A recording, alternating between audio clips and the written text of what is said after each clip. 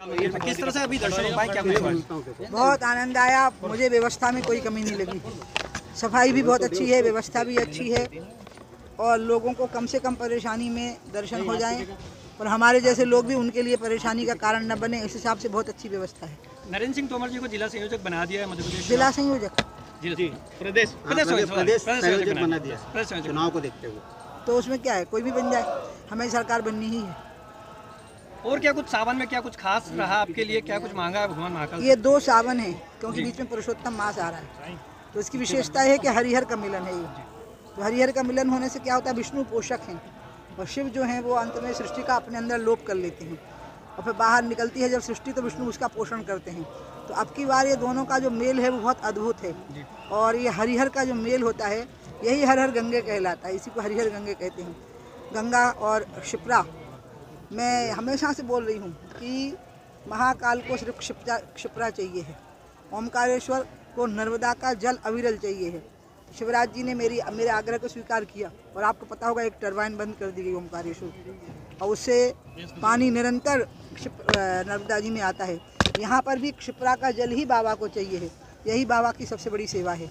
तो इसलिए वो भी, इसके लिए भी सब प्रयास हो रहे हैं, तो इसलिए बहुत अच्छा होने वाला है। मुझे लगता है कि ये जो पुरुषोत्तम मास दोनों सावन के बीच में आ गया, 2 सावन हो गए और एक पुरुषोत्तम मास हो गया, ये अपने आप में बहुत कल्याणकारी साबित होगा भारतवर्ष के लिए और हमारे प्रधानमंत्री मोदी के लिए और हमारे भैया शिवराज के लिए। दीदी, मिशनरी स्कूल में तिलक को लेकर वहाँ आपत्तिजनक तिलक और कलाबा और ये सब तो बहुत पर्सनल चीज़ें होती हैं, जैसे हेयर स्टाइल, जनेऊ, इस सब पर थोड़ा ना आपत्ति हो सकती है। लेकिन मिशनरी स्कूल में छात्र जब टीका लगा के जा रहे हैं तो उनकी पिटाई की गई। इसको देखना सरकार का काम है, गृह मंत्री का काम है, शिक्षा मंत्री का। मैं इसको गलत मानती हूँ, उनके साथ इस प्रकार का भेदभाव करना धर्म के साथ, लेकिन सरकार इस चीज़ को सुनिश्चित करेगी कि ऐसा ना हो। दीदी, आगे आगामी चुनाव को देखते हुए कमलनाथ जी कह रहे हैं उनकी सरकार बन रही है, क्या कहना है? इसको कहे बिना तो कोई चुनाव लड़ेगा ही नहीं ना, तो इसलिए हम किसी के लिए, मैं तो बीजेपी के लोगों को भी समझा रही हूँ कि कांग्रेस के लोगों का हर बात में मजाक मत बनाया करो। वो विपक्ष है, उनका लोकतंत्र में अपना एक अधिकार होता है, एक स्थान होता है। आपका स्थान लोगों के दिल में है, लोगों के दिल में बीजेपी बैठी हुई है, लोगों को बीजेपी का कोई दूसरा विकल्प नजर नहीं आता। सारे दुनिया के नेता इकट्ठे हो जाए, आप मुझे बताइए मोदी का कोई विकल्प है? क्योंकि मोदी किस अधिष्ठान पर खड़े हैं? राम और रोटी के। रोटी भी है, हिंदुत्व भी है, राष्ट्रवाद भी है, अच्छा डिफेंस भी है, स्वदेशी भी है, तो मुकाबला तो हेड से होगा ना। हाथ पांव कितने मजबूत हो, सिर ही गायब हो जाएगा तो सिर तो है ही नहीं, तो इसलिए कोई मुकाबला नहीं है। लेकिन प्रदेश में तो शिवराज सिंह अभी चेहरा दिखाई दे रहे हैं।